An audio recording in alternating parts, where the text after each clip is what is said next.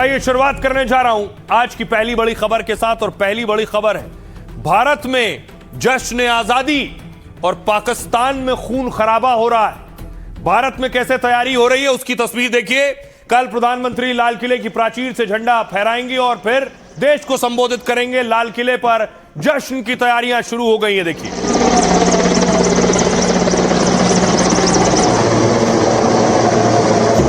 ये बिहार की तस्वीर आप देख रहे हैं जहां तिरंगा यात्रा निकल रही है। आजादी से एक दिन पहले तैयारी भी का जायजा लिया गया।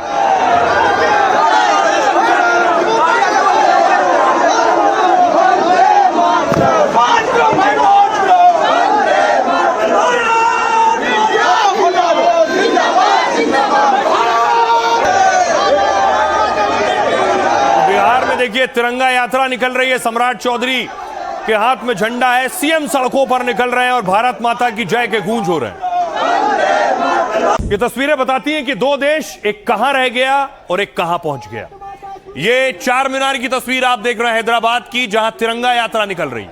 भारत माता की, भारत माता की, भारत माता की, भारत माता की, भारत माता की, भारत माता की, भारत माता की, भारत माता की, भारत माता की। अब देखिए जरा आपको जम्मू लिए चलता हूं। मदरसों की तस्वीर भी देख लीजिए।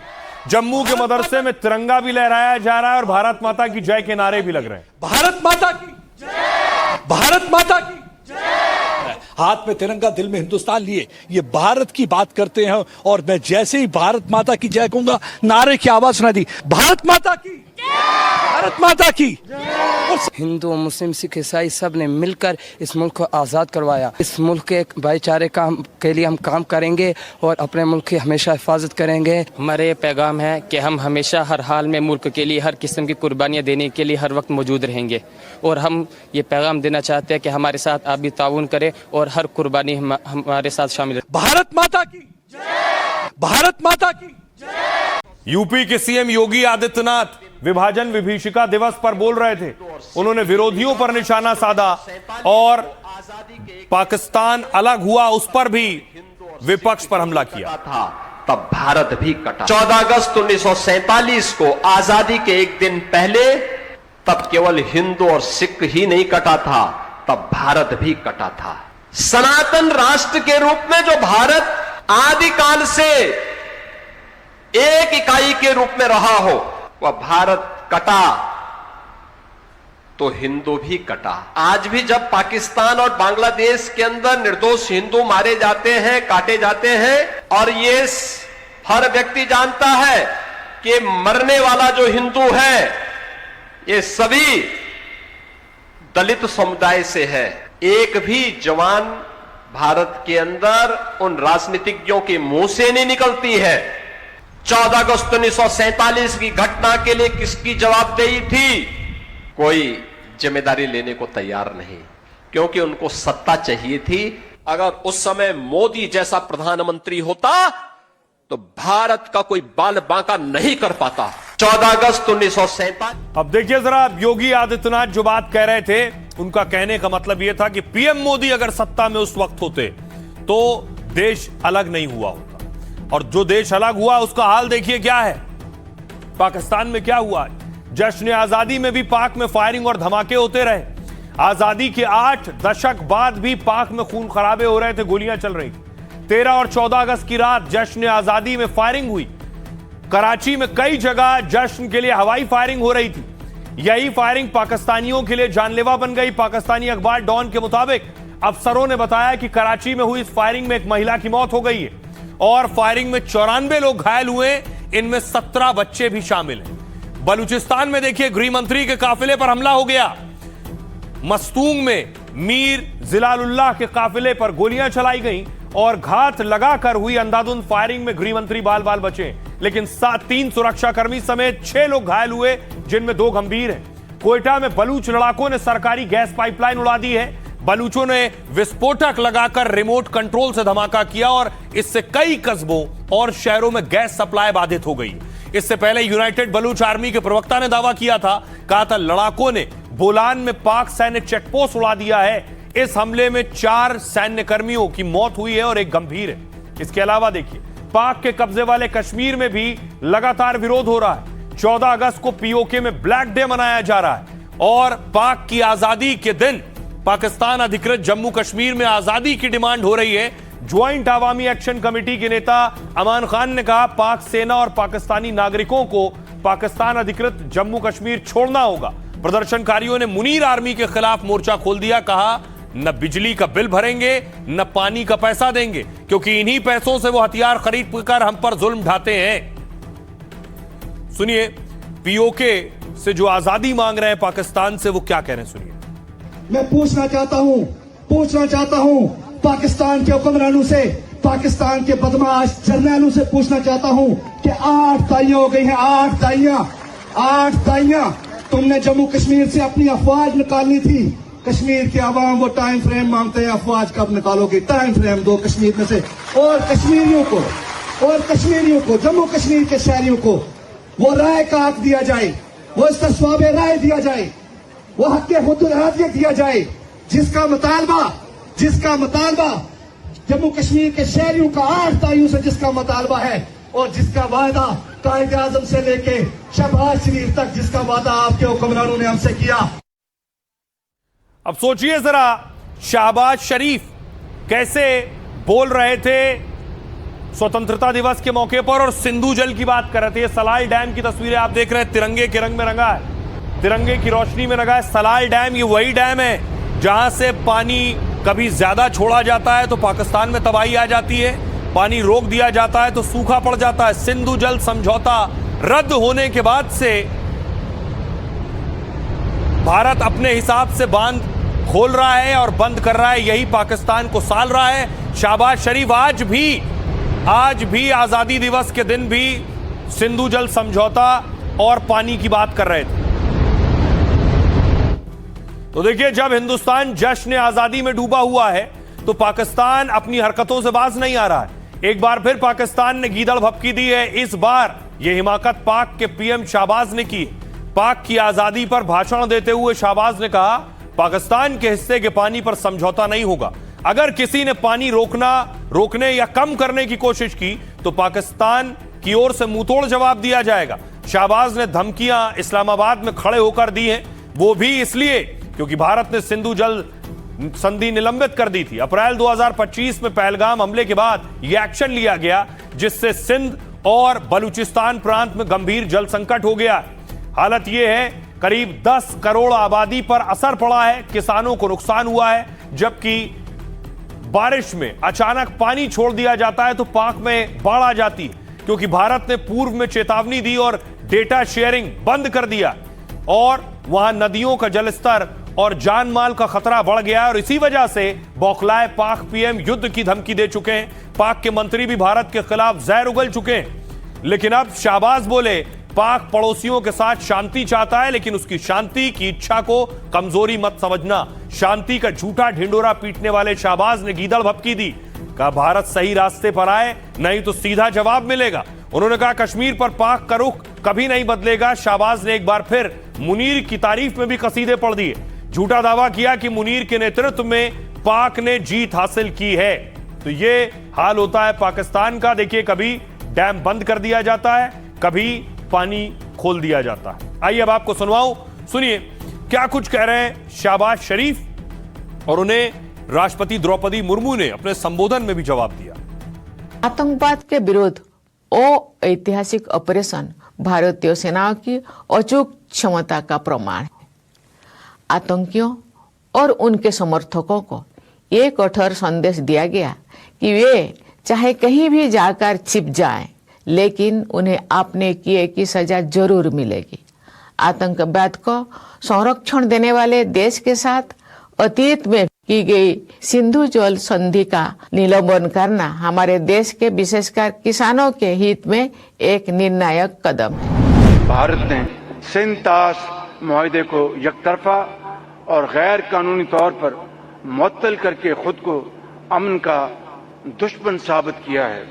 मैं बाशगाफ अल्फाज में ऐलान करता हूं कि पाकिस्तान के पानी की एक एक बूंद हमारी रेड लाइन है।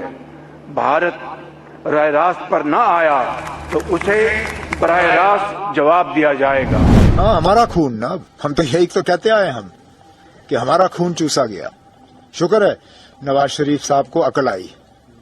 ये हम लोगों का खून चूसा गया है, ये हमारी दरियाएं हैं। कहने के लिए तो पाकिस्तान वाले कहते हैं हम कश्मीरियों के बड़े हमदर्द हैं, लेकिन जब पानी पे बात आ जाती है तो उनकी हमदर्दी गायब हो जाती है। तो चलिए, अच्छा है उन्होंने कहा कि ड्रॉप ऑफ ब्लड, सही कहा उन्होंने, ये हमारा खून चूसा गया है।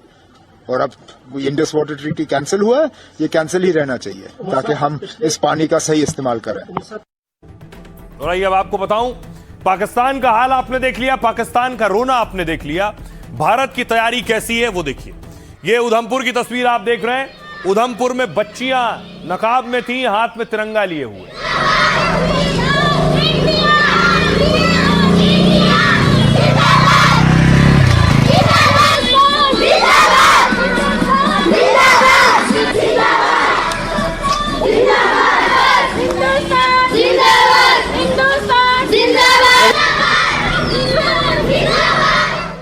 अब दूसरी तरफ आपको बॉर्डर पर लिए चलता हूं। वाघा अटारी बॉर्डर पर भी तैयारी शुरू हुई और कल का दिन बड़ा होता है, दूर दूर से लोग पहुंचते हैं वाघा अटारी पर।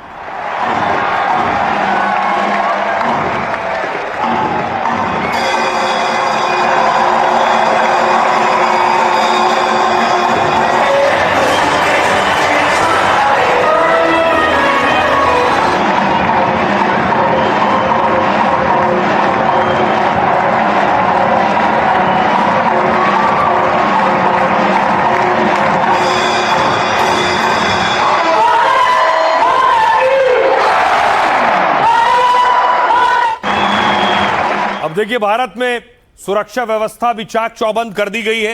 ये 15 अगस्त से पहले आप देख रहे हैं, सिक्योरिटी फोर्सेस, पुलिस वालों की जिम्मेदारी बढ़ गई है, चुनौती बढ़ गई है। हर चीज की जांच परख हो रही है और चेकिंग हो रही है, गाड़ियां हो, संदिग्ध वस्तु हो या कोई जगह हो।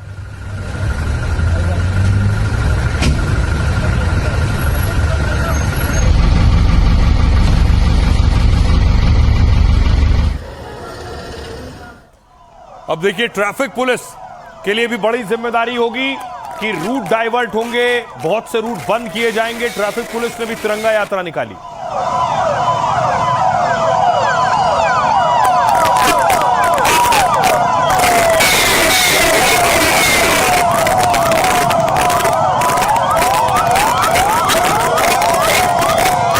अब देखिए, सबकी नजर होगी दिल्ली पर, तो दिल्ली के कंट्रोल रूम में आपको लिए चलता हूं। दिल्ली का कंट्रोल रूम आप देख रहे हैं, चप्पे चप्पे पर तीसरी आंख का पहरा है और सीसीटीवी कंट्रोल रूम में नजर रखी जा रही है।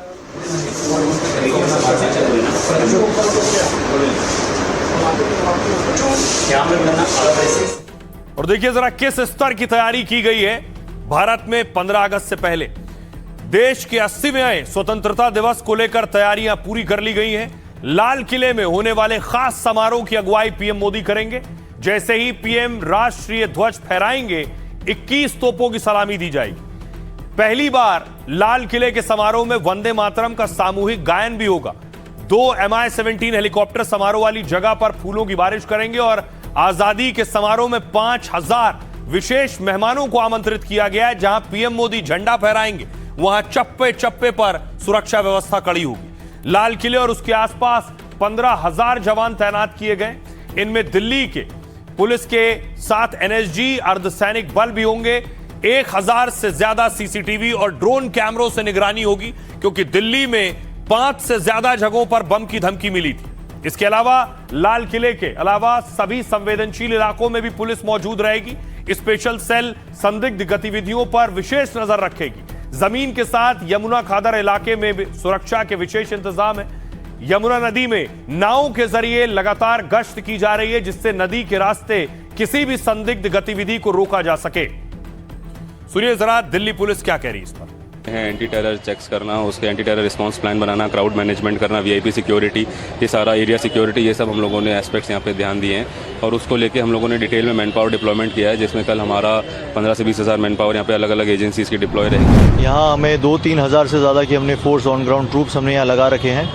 उसके अलावा टेक्नोलॉजिकली हमने बहुत ज़्यादा एडवांसमेंट्स किए हैं इस साल, तो एंटी ड्रोन सिस्टम्स पे भी हमने काफ़ी यहाँ पे काम किया है। कैमरा क्वालिटीज़ पे, जूमिंग क्वालिटीज़ पे हमने बहुत ज़्यादा काम किया है और एक ओवरऑल एक सिक्योरिटी का छत्र सा बनाने की कोशिश की जा रही है, जिससे हमारा जो इवेंट है, जो राष्ट्रीय पर्व है, बहुत आराम से निकले। हमारे मेन हॉट स्पॉट एरिया हैं, जैसा कि ये गदौलिया और मंदिर के आसपास का एरिया, इस पर विशेष निगरानी रखी जा रही है। यहाँ के जो होटल्स हैं, मॉल हैं, इनकी भी चेकिंग की जा रही है, ड्रोन से भी मॉनिटरिंग की जा रही है। तो सभी जो सुरक्षा के उपाय किए गए हैं हमारे सोशल।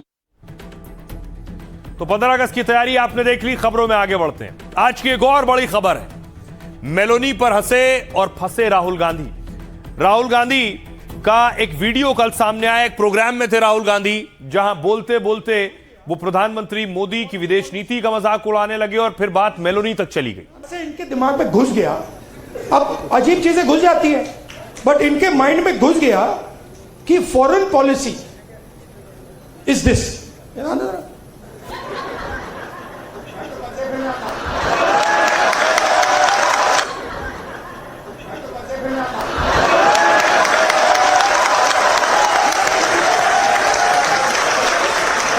अब पता नहीं किसने डाला, कहां से घुसा।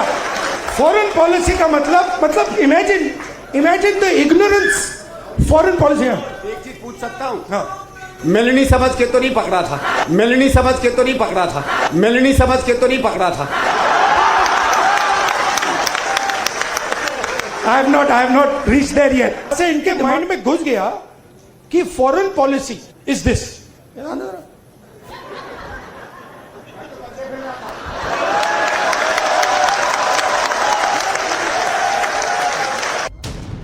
राहुल गांधी एक्शन में थे और संदीप दीक्षित राहुल के एक्शन पर गदगद थे।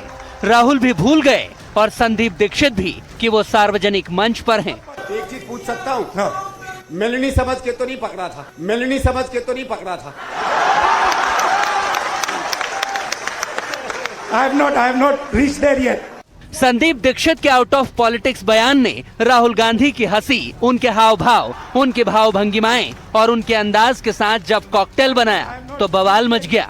अब कुंठा में राहुल गांधी सभी प्रकार की पराकाष्ठाओं को पार करते चले गए। कांग्रेस पार्टी और राहुल गांधी देश के लोकतंत्र के लिए, स्वस्थ लोकतंत्र के लिए एक चुनौती बनते खड़े। मंच सियासी था, लेकिन राहुल गांधी और उनके कुनबे ने उसमें जो कूटनीति का तड़का लगाने की कोशिश की, उससे इटली भी नाराज हो गया। तब विदेश मंत्रालय को भी सामने आना पड़ा। दो देशों के बीच में मित्रता की बात है, रिश्तों की बात है, उसको एक आदरपूर्ण उसको एक दायरे में रखना जरूरी होता है। सियासत में एक दूसरे की आलोचना तो ठीक है, लेकिन ये सोचना होगा कि देश की छवि को नुकसान पहुंचाने वाली आलोचना कहां तक जायज है। अब देखिए जरा, इस पर बीजेपी हमलावर है। राहुल गांधी ने जो बर्ताव किया, बीजेपी का कहना है यह अभद्रता है। बीजेपी क्या सवाल उठा रही, देखिए राहुल गांधी क्या कर रहे थे। राहुल गांधी ने विदेश नीति को लेकर मोदी सरकार को घेरा। एक कार्यक्रम में पीएम मोदी की विदेश यात्राओं का जिक्र किया।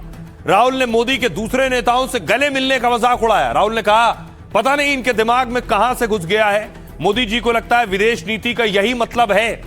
इसके बाद राहुल ने संदीप दीक्षित को गले लगा लिया और कुछ देर बाद संदीप दीक्षित ने राहुल को टोका। संदीप दीक्षित ने राहुल से पूछा, कहीं मेलोनी समझकर तो नहीं पकड़ा।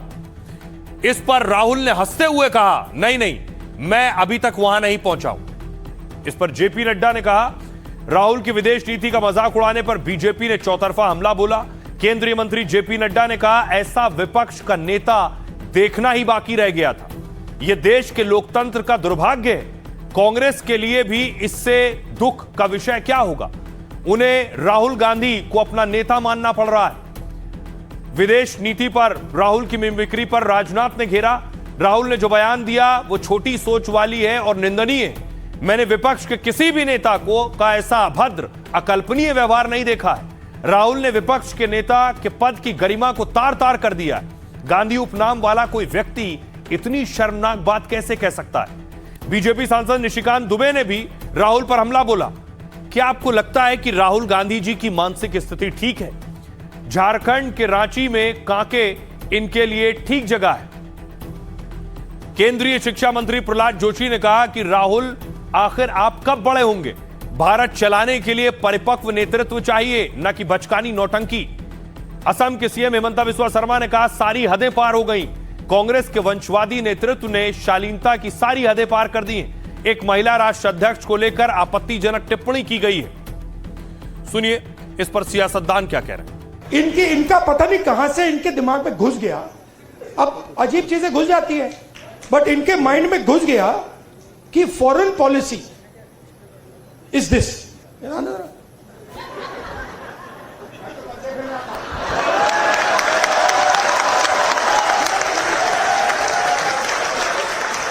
अब पता नहीं किसने डाला, कहां से घुसा कि भाई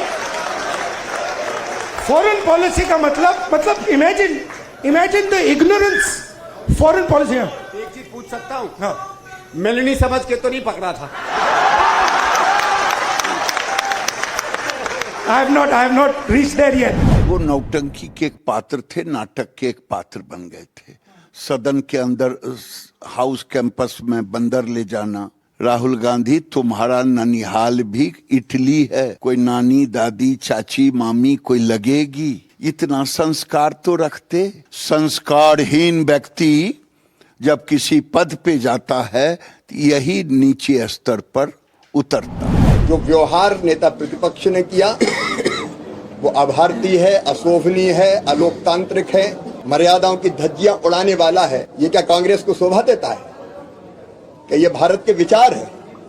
मैं इसकी घोर निंदा करता हूं, उनको माफी मांगनी चाहिए। संदीप जी का बयान था वो गले नहीं उतरता है, उसे मैं अशोभनीय मानता हूं। सवाल सिर्फ है किसी हेड ऑफ द स्टेट का नहीं है। एनी वुमेन जो आपके वक्तव्य का उपहास का पात्र बने, ये उचित नहीं है। और हम बीजेपी से सिर्फ पॉलिटिकल लड़ाई नहीं लड़ रहे हैं, भाषा की लड़ाई और भाषा की गरिमा की लड़ाई लड़ रहे हैं। आपने प्रधानमंत्री रहते हुए एक प्रदेश की मुख्यमंत्री ममता जी को कहा था, ओए दीदी वो अच्छा था। आप सर्वोच्च नेतृत्व के कांग्रेस को क्या क्या शब्द बताए, मैंने अपनी आंखों से सुना और देखा है।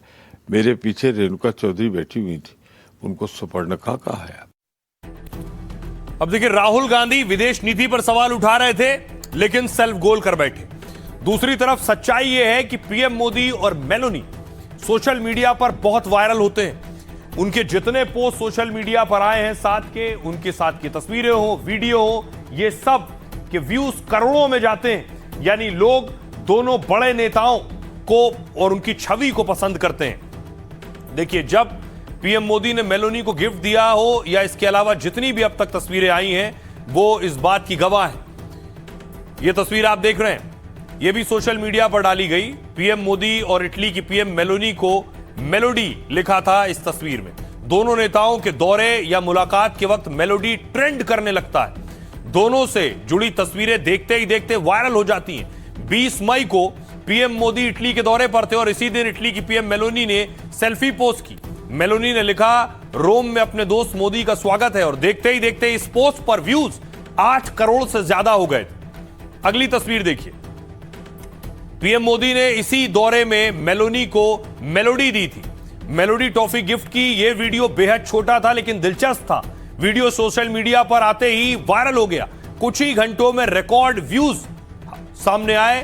काफी कम समय में 11 करोड़ 20 लाख से ज्यादा व्यूज मिले। इटली की पीएम जॉर्जिया मेलोनी ने भारतीय झुमके पहने थे। यह तस्वीर देखिए, मेलोनी ने इसकी तस्वीर इंस्टाग्राम पर शेयर की और इसमें अब तक 7 लाख से ज्यादा लोगों ने लाइक किया है। सुनिए क्या कुछ कह रहा है इस पर विदेश मंत्रालय और सियासतदान। कि इटली के साथ हमारे बहुत गहरे और मजबूत संबंध हैं और हम इस रिश्ते को और मजबूत करना चाहते हैं। और जहाँ तक दो देशों के बीच में मित्रता की बात है, रिश्तों की बात है, उसको एक आदरपूर्ण उसको एक दायरे में रखना जरूरी होता है। राहुल गांधी जी के मन में प्रधानमंत्री जी के प्रति चाहे जितनी भी कुंठा भरी हो, परंतु ऐसी अभद्र टिप्पणी यह सर्वथा अस्वीकार्य है। आज इस आचरण से राहुल गांधी ने न सिर्फ प्रधानमंत्री नरेंद्र मोदी जी का अपमान किया है, भारत की अंतर्राष्ट्रीय प्रतिष्ठा का अपमान किया है, लोकतंत्र नेता प्रतिपक्ष के पद की गरिमा को तार तार कर दिया है। इन्होंने जो छिछोरापन दिखाया, इसको छिछोरेपन के सिवाय दूसरा कुछ कहा नहीं जा सकता। ऐसा छिछोरा नेता इससे पहले भारत ने कभी देखा नहीं। गली का नेता भी ऐसा छिछोरापन नहीं करता। मुझे ऐसा लगता है राहुल गांधी ने और संदीप दीक्षित ने देश की माफी मांगी। देश के विदेश नीति लगभग 80 साल से हम देख रहे हैं पंडित नेहरू जी से, और आज तक बहुत फर्क हो गया है। 10 साल में विदेश नीति खत्म हो गई है। प्रधानमंत्री कहाँ भी जाते हैं, किसी को भी जोर से ऐसा मिठी मारते हैं, हक करते हैं कि सामने वाला का सांस थम जाता है इतनी जोर से। 1-2 राष्ट्रपति का तो सांस थम गया था, मालूम है आपको। विदेश नीति समझाने की, सिखाने की आवश्यकता किसी को नहीं है। ये राहुल गांधी विदेश में जाके क्या करते हैं। और आइए खबरों में आगे बढ़ते हैं। अब आपको उत्तर प्रदेश लिए चलता हूं। यूपी में क्या हो रहा है? गृह मंत्री आजम पर भारी घमासान। शिवपाल ने कहा था आजम खान को गृह मंत्री बना दें। उसके बाद देखिए सीएम योगी ने पलटवार किया। योगी आज अयोध्या में थे, रामलला के दर्शन करने पहुंचे थे।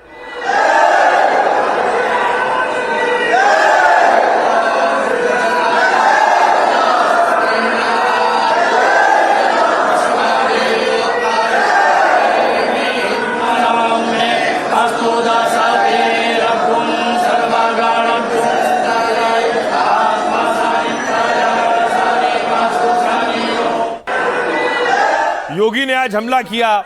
शिवपाल यादव गए थे रामपुर जेल आजम खान से मिलने के लिए।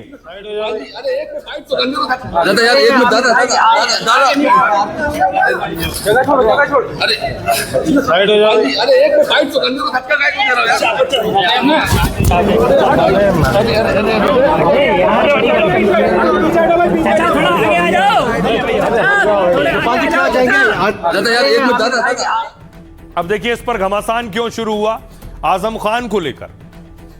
आजम खान दरअसल शिवपाल के जेल में आजम से मुलाकात के बाद यह बवाल शुरू हुआ। शिवपाल ने कहा था राज्य में समाजवादी पार्टी की सरकार बनेगी, सरकार बनने पर अपने लोगों से केस वापस लिए जाएंगे। साथ ही आजम खान को गृह मंत्री बनाने की बात कही थी। समाजवादी पार्टी नेता आजम खान रामपुर जेल में बंद है। कहा यह जा रहा है कि अखिलेश के कहने पर शिवपाल उनसे मिलने गए थे। योगी ने कहा, इस पर योगी ने अखिलेश को घेरा। योगी ने कहा उन्होंने आजम को गृह मंत्री बनाने का ऐलान किया है। योगी का हमला था कि समाजवादी पार्टी फिर से दंगा कराना चाहती है। ओम प्रकाश राजभर ने पूछा, सजा पाया व्यक्ति कैसे चुनाव लड़ सकता है? गृह मंत्री बनाने के ऐलान पर पूछा वो कैसे मंत्री बन सकता है? इससे पहले ओवैसी भी आजम मुद्दे पर अखिलेश को घेर चुके हैं। दरअसल उत्तर प्रदेश में करीब 20% मुस्लिम वोटर है। 143 सीटों के नतीजे पर मुस्लिम वोटर सीधा असर डालेंगे। 2027 चुनाव के लिए अखिलेश की दलित मुस्लिम वोट पर नजर है और इसी वजह से जेल में आजम को मनाने की कोशिश की गई। अखिलेश और ओवैसी की इस वोट बैंक पर नजर है। सुनिए क्या कह रहे हैं इस पर योगी। वो आपकी बात हराना है और उत्तर प्रदेश में समाजवादी पार्टी की सरकार बनाना है, अखिलेश यादव को मुख्यमंत्री बनाना है, तब इनको सबको आजम भाई को रक्षा मंत्री बनाना है। बिल्कुल बनेगा। रक्षा मंत्री नहीं, पहले गृह मंत्री। रक्षा मंत्री नहीं, पहले गृह मंत्री। देश की आजादी के खिलाफ और भारत के विभाजन के लिए जिम्मेदार व्यक्ति के नाम पर विश्वविद्यालय बनाने वाले व्यक्ति को समाजवादी पार्टी आज पैरोकार बनती है कि हम आएंगे तो उसको गृह मंत्री बनाएंगे। यानी ये तो जानते हैं कि उसको नहीं आना है, लेकिन इनका शर्मनाक, इनके सोच को देखो। यानी ये फिर दंगा करवाना चाहते हैं। कैसे मुजफ्फरनगर और सहारनपुर के दंगाइयों को लाकर के तत्कालीन सीएम के आवास में लाकर के उन्हें सम्मानित किया जाता है और ऐसे व्यक्ति के समर्थन में लोग इस प्रकार की दलीलें देते हैं। अभी आजम खान जी से मिले हैं तो वहां से निकले हैं तो इस समय खूब बयान दे रहे हैं उछड़ करके कि हमारी सरकार आएगी तो जितने भी मुकदमे सरकार ने लिखा है सब वापस कर लेंगे, चाहे वो मुसलमानों के हों चाहे जिसके हों, उनकी पार्टी की। तो ये अपराध को बढ़ावा देने का काम करें। आजम साहब से लगातार वो पार्टी का हिस्सा हैं, पार्टी बनाने वाले हैं। समय समय पे लोग आते हैं, जाते हैं, मिलते हैं, उनके साथ अन्याय हो रहा है, वो इतने दिन से अन्याय के खिलाफ लड़ रहे हैं। और समाजवादी पार्टी या कोई और भी आम आदमी नहीं मानता कि वो कोई अपराधी है। आजम खान साहब और उसका परिवार कितने साल से जेलों में है। उनकी जवाहर यूनिवर्सिटी को तोड़ने तक की बात आ गई। आजम खान साहब बीमार थे, हॉस्पिटल में थे, तब ये लोगों को याद नहीं आया। इलेक्शन है ना अभी, तो इलेक्शन के वक्त आके अब इनको पता है कि पब्लिक नाराज है। मुसलमानों के मुद्दे पे तो इनकी जुबान नहीं खुलती, फेविकोल मुंह में दही जम जाता है। बहुत देर हो गई, हमको लगता है आजम खान को शिकार बनाया लोगों ने।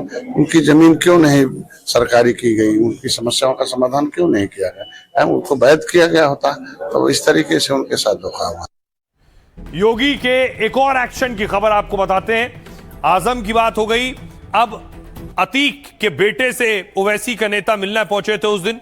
दूसरी तरफ तस्वीर आई थी कि अतीक के बेटे उमर को जब जेल से ले जाया जा रहा था तो उनके काफिले में लगभग 2 दर्जन गाड़ियां थी जो ट्रैफिक नियम तोड़ रही थी। उसकी एक तस्वीर देखिए।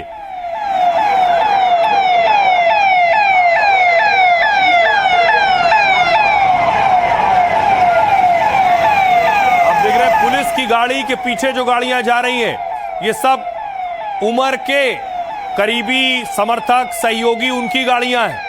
और कोई भी न टोल बूथ पर रुकी, न किसी ने टोल बूथ पर पैसे दिए, न पेमेंट किया। और उसके बाद ट्रैफिक नियम तोड़ते हुए ये आगे बढ़े। इन गाड़ियों पर, गाड़ी चलाने वालों पर एक्शन हुआ।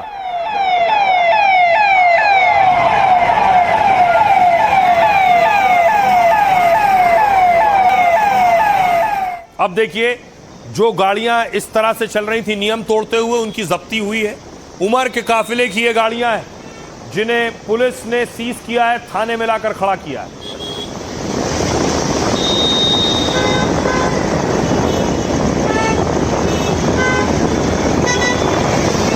ये अलग अलग गाड़ियां आप देख रहे हैं। ये महिंद्रा की गाड़ी है, थार इसमें शामिल है। अब आपको बताऊं किन किन गाड़ियों पर यह कार्रवाई की गई है। पुलिस ने अतीक अहमद के बेटे उमर के काफिले की 4 गाड़ियां जब्त की हैं। 2 गाड़ियां प्रतापगढ़ पुलिस ने और 2 प्रयागराज पुलिस ने जब्त की हैं। आरोप है कि टोल प्लाजा कर्मचारियों को कुचलने की कोशिश हुई। दरअसल 8 अगस्त को उमर को अबान के जनाजे में शामिल होना था। उसे पुलिस कस्टडी में लखनऊ से प्रयागराज लाया जा रहा था। इसी दौरान पुलिस गाड़ियों के पीछे समर्थकों की कई गाड़ियां चल रही थी। उन गाड़ियों में सवार उमर के समर्थकों ने टोल पर बवाल काटा। गाड़ियों में मौजूद लोगों ने टोल को लेकर कर्मचारियों से गाली गलौज की, यह दावा है।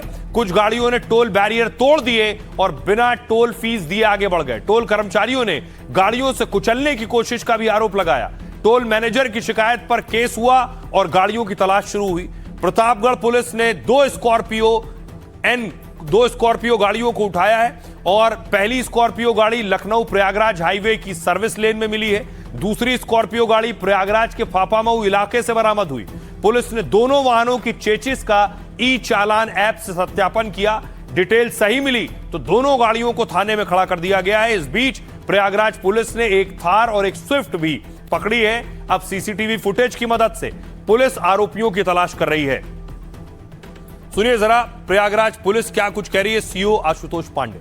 उमर अहमद लखनऊ से प्रयागराज की ओर जाते समय उसके पीछे चल रहे वाहनों में सवार व्यक्तियों द्वारा टोल कर्मियों के साथ गाली गलौज एवं धमकी देते हुए बैरियर तोड़कर कर्मचारियों के ऊपर वाहन चढ़ाने का प्रयास किया गया था। इस प्रकरण में थाना हाथीगवां पर मुकदमा अपराध संख्या 166/2026 सुसंगत धाराओं में पंजीकृत किया गया था। इस संबंध में आज 2 वाहनों को थाना हाथीगवां पुलिस द्वारा सीज किया गया है एवं अभियुक्तों की तलाश की जा रही है। शीघ्र सबकी गिरफ्तारी कर अगली विधिक कार्रवाई की जाएगी। और आइए खबरों में आगे बढ़ते हैं। एक और बड़ी खबर जो आपके लिए जरूरी है। जाति जनगणना के सवाल आउट हो गए। यानी जाति जनगणना होगी तो आपसे कौन कौन से सवाल पूछे जाएंगे उसकी पूरी लिस्ट आ गई है। 40 सवालों की लिस्ट है। आपको बताऊं कौन कौन से सवाल आपसे किए जाएंगे। देखिए जरा, जो सवाल आपसे पूछे जाएंगे इस दौरान, उसमें से जो लिस्ट सामने आई है 40 सवालों की, ये सवाल पूछे जाने हैं और 2027 के लिए ये सवाल है और इसमें लोगों से SC, ST या अन्य जाति के बारे में पूछा जाएगा। आजादी के बाद ये पहली बार होगा जब जाति की जानकारी दर्ज होगी। 2011 की जनगणना के फॉर्म में 29 सवाल थे। कोविड वैक्सीन को लेकर भी सवाल पूछे जाएंगे। मोबाइल, आधार, वोटर आईडी और बैंक अकाउंट से जुड़े सवाल भी होंगे। जैसे पहला सवाल होगा व्यक्ति का नाम, दूसरा परिवार के मुखिया से संबंध, तीसरा लिंग और चौथा जन्म की तारीख और उम्र।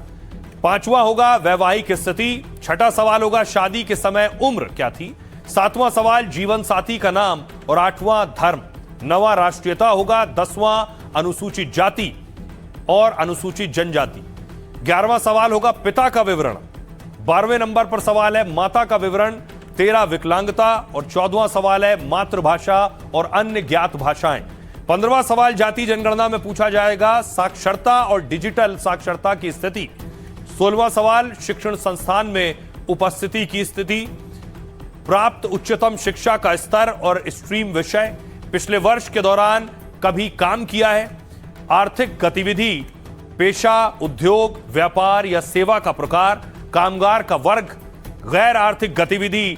24वां सवाल जो होगा काम की तलाश या काम के लिए उपलब्ध। 25वां सवाल काम की जगह तक आना जाना कैसे होता है, जन्म स्थान क्या है, पिछली बार रहने की जगह क्या थी, माइग्रेशन यानी एक जगह से दूसरी जगह बसने का कारण क्या है, पिछली बार माइग्रेशन के बाद से इस गांव या इस शहर में रहने की अवधि कितनी है, स्थायी आवासीय पता और अभी जीवित बच्चों की संख्या, अब तक जीवित पैदा हुए बच्चों की कुल संख्या, पिछले एक साल में जीवित पैदा हुए बच्चों की संख्या क्या है, कोविड-19 टीकाकरण की जगह यानी कहां वैक्सीनेशन कराया था, बैंक खातों की कुल संख्या, मोबाइल नंबर अगर उपलब्ध हो, आधार नंबर अगर हो, वोटर आईडी नंबर अगर मौजूद हो, पासपोर्ट नंबर अगर भारतीय पासपोर्ट हो, ड्राइविंग लाइसेंस की उपलब्धता। ये सारे सवालों की लिस्ट है। लेकिन इन सवालों की लिस्ट पर बवाल शुरू हुआ, सियासत शुरू हुई और पूछा गया कि आखिर जाति वाला सवाल क्यों पूछा जा रहा है। यह भी सवाल हुआ।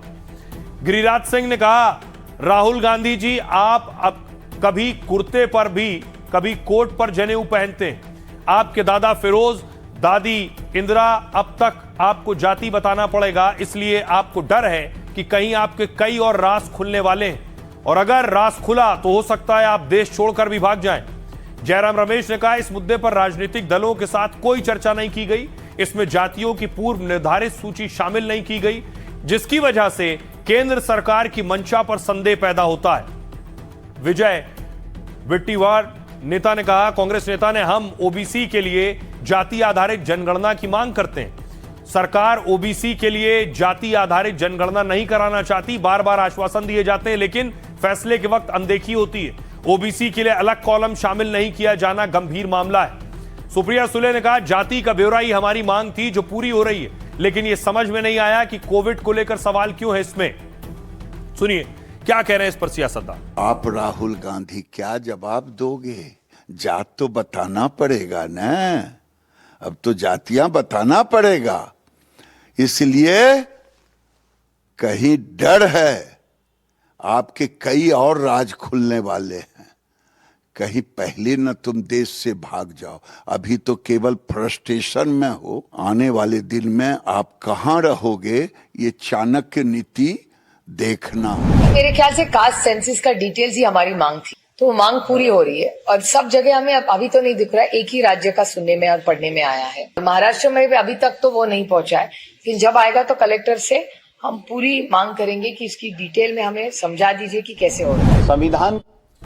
और आइए खबरों में आगे बढ़ते हैं। आज की एक और बड़ी खबर, अगर आपका बच्चा स्कूल जाता है तो ये खबर आपके लिए और स्कूल की कैंटीन में कुछ खाता है। स्कूल में पेटीज खाने से मौत, क्या ये खाना सुरक्षित है? ये तस्वीर आप देख रहे हैं प्रिंस सोनी की, जिस बच्चे की मौत हो गई। दावा है पेटीज खाने से ऐसा हुआ, बेशक जांच के बाद तस्वीर साफ होगी। तस्वीर अगली मैं आपको दिखाऊं, देख रहे हैं ये तस्वीर जो आप देख रहे हैं, पेटीज खाने के बाद तबीयत बिगड़ी और देखिए बच्चा भागकर पहुंचा है और बच्चे को वोमिटिंग आना शुरू हुई।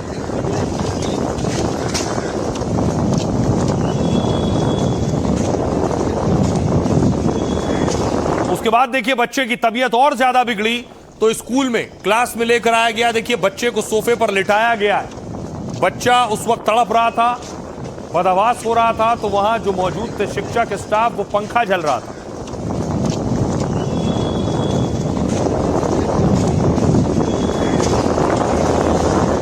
उसके बाद देखिए परिवार का रो रो कर बुरा हाल है। परिवार सवाल पूछ रहा है कि बच्चे ने ऐसा क्या खाया, कैंटीन में ऐसी कैसी पेटीज थी जिससे बच्चे की मौत हो गई।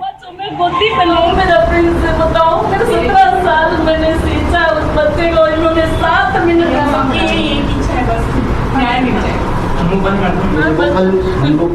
और उसके बाद लोगों ने प्रदर्शन करना शुरू किया। स्कूल से सवाल शुरू करे, स्कूल प्रबंधन से सवाल करने शुरू किए। देखिए स्कूल के बाहर प्रदर्शन शुरू हुआ, छात्र ही प्रदर्शन कर रहे थे।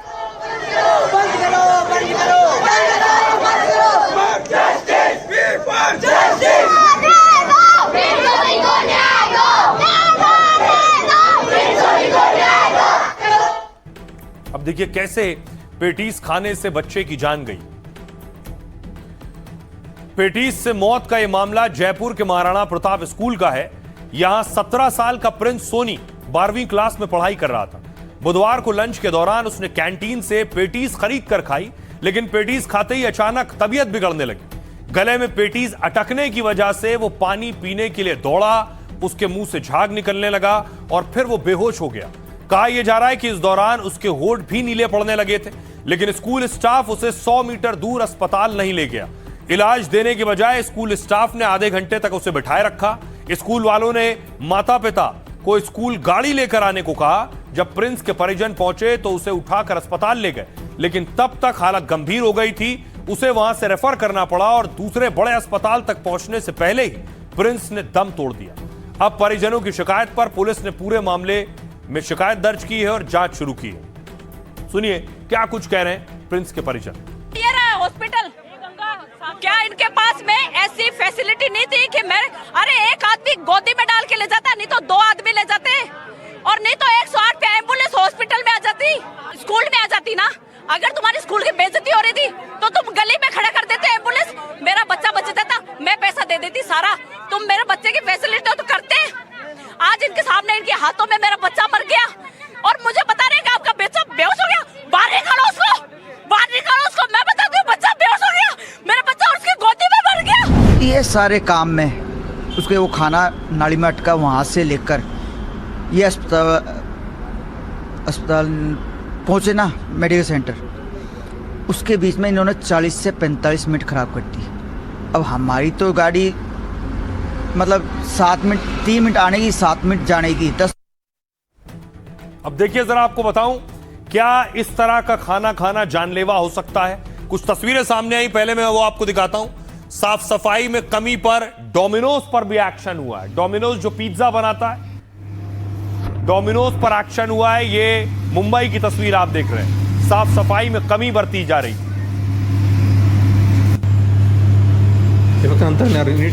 अब देखिए जरा, दूषित खाने से हर साल 15 लाख मौतें होती हैं। 15 लाख आंकड़े यही कहते हैं। दूषित खाने से मौत पर WHO ने यह चौंकाने वाला आंकड़ा सामने रखा है। WHO के मुताबिक दूषित खाने से हर साल 86 करोड़ लोग बीमार पड़ते हैं, जबकि इसकी वजह से हर साल दुनिया में 15 लाख मौतें हो जाती हैं। यह रिपोर्ट खौफनाक है क्योंकि भारत में ऐसे मामले सामने आते हैं। साल 2024 में दूषित खाने की वजह से भारत में 1122 मौत दर्ज हुई। WHO के मुताबिक फूड पॉइजनिंग से 200 से ज्यादा बीमारियां होती हैं। इसमें डायरिया से लेकर कैंसर तक की गंभीर बीमारियां शामिल हैं। असुरक्षित खाने से दुनिया को 31,000 करोड़ का सालाना नुकसान होता है। तो यह हाल है, इसलिए बाहर का अगर खाना खा रहे हैं तो जरूर सावधानी बरतें। खबरों में आगे बढ़ते हैं। आज की एक और बड़ी खबर है, चमोली में मौत की टनल। तस्वीर मैं आपको दिखाऊं चमोली की, उससे पहले तस्वीरें देखिए जरा। लगातार बारिश और बादल फटने से जोजिला में देखिए जरा, बादल फटने से किस तरह से मलबा और पानी अपने साथ बहाकर लेकर आया है।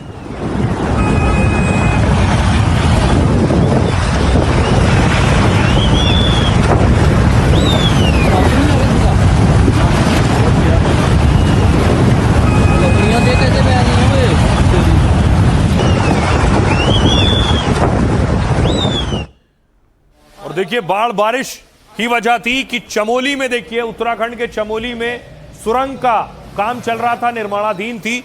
वहां लैंडस्लाइड हुई, पानी गिरा और टनल बंद हो गई।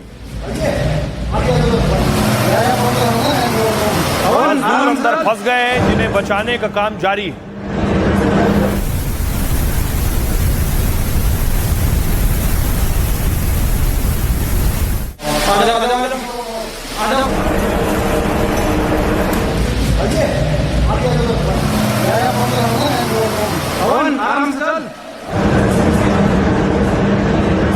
अब देखिए, आपको बताऊं कि चमोली में हादसा कैसे हुआ। कई मजदूरों की मौत हो गई है जो काम कर रहे थे।